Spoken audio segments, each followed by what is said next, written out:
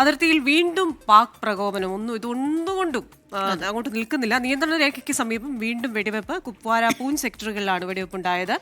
വിവരങ്ങളുമായി ചേരുന്നത് വിനീത വിജി ആണ്. വീണ്ടും വിനീത, ഗുഡ് മോർണിംഗ് അഗെയിൻ. അപ്പോൾ ആദ്യത്തെ ഒരു റിയാക്ഷൻ എന്ന് പറയുന്നത് തെളിവ് താ എന്നായിരുന്നു. അതിനുശേഷം നേരിട്ട് അങ്ങ് യുദ്ധപ്രഖ്യാപനം പോലെയുള്ള കാര്യങ്ങൾ വരുന്നു. പലതരത്തിൽ ഇന്ത്യയെ പ്രകോപിപ്പിക്കുന്നു. ഇപ്പോൾ വീണ്ടും പാക് പോസ്റ്റുകളിൽ നിന്ന് തന്നെ വെടിയുതിർക്കുന്നു എന്നാണല്ലോ മനസ്സിലാക്കേണ്ടത്, അല്ലേ?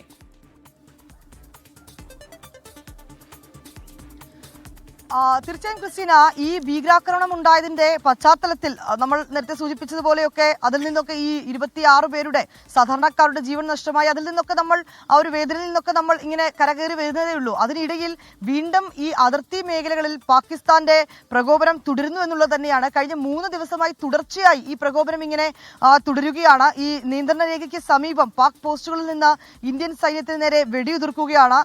ഇപ്പോൾ നമുക്ക് ലഭ്യമായിരിക്കുന്നത് കുപ്വാര ഒപ്പം തന്നെ പൂഞ്ച് സെക്ടറുകളിലേക്കാണ് ഈ വെടിവെപ്പുണ്ടായത് എന്നുള്ളത് തന്നെയാണ്.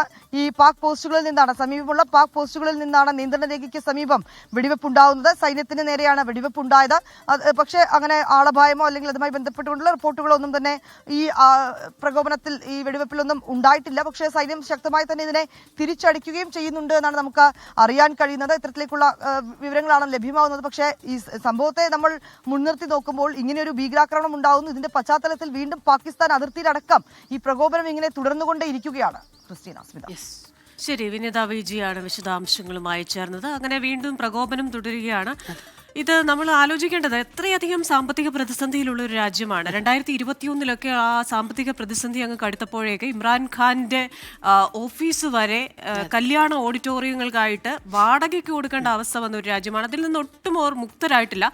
എന്നിട്ടും മറ്റു രാജ്യങ്ങളുടെ സഹായം തേടി ആയുധങ്ങൾ സമാഹരിച്ച് ഇന്ത്യക്കെതിരെ പോരടിക്കുന്നു എന്നത് അതെ, എങ്ങനെ നോക്കിയാലും അവർക്ക് കുരെ കൊണ്ട് കൂട്ടിയാൽ കൂടില്ല എന്നൊക്കെ നമ്മൾ പഴമക്കാർ പറയില്ല. അതാണ്. പക്ഷെ അതറിയാമെങ്കിൽ പോലും ജനതയോട് കാണിക്കുന്ന കൊലച്ചതിയാണ്. എത്ര നിരപരാധികളാണ് ഈ ഒരു പേരിൽ. അത് ഒരു രാജ്യത്തിന്റെ ചില നേതാക്കളുടെ, ഭരണാധികാരികളുടെ ഒരു തീരുമാനമാണ്. ഇപ്പോൾ പാകിസ്ഥാൻ തീർച്ചയായിട്ടും ഈ ഒരു നീക്കവുമായി മുന്നോട്ട് പോകുന്നു. ഇന്നിപ്പോൾ വീണ്ടും അതിർത്തിയിൽ പാക് പ്രകോപനം ഉണ്ടായിരിക്കുന്നു എന്നുള്ള വാർത്തയാണ് വിനിത വിജി നൽകിയത്. ഒപ്പം ഹാഷ്മി താജ് ഇബ്രാഹിം ആണെങ്കിൽ ചൈനയുടെ പിന്തുണ അവർക്കുണ്ട്. ചൈന പരസ്യമായി തന്നെ പിന്തുണ പ്രഖ്യാപിക്കുന്നു. അത് ചൈനയുടെ സ്ഥിര രീതിയാണ്. അതിനകത്ത് നമുക്ക് അതിശയിക്കാനൊന്നുമില്ലാത്ത ഒരു കാര്യം കൂടിയാണ്.